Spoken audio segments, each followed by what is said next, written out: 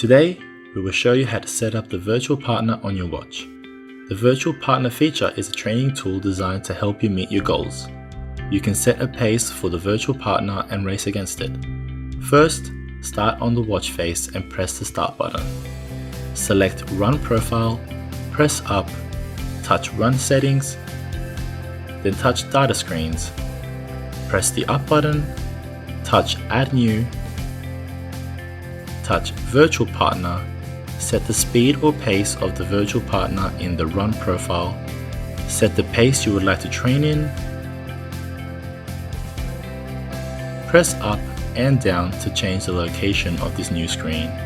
All data screens are customizable. We are now all done setting up your virtual partner.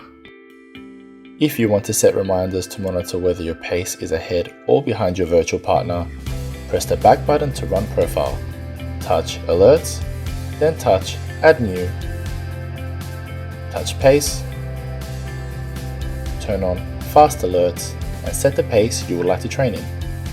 After setting up Fast Alert, turn on Slow Alert and set the preferred pace you want to train in. Once your alerts are perfect, press the back button until you reach the activity profile screen, and that's it.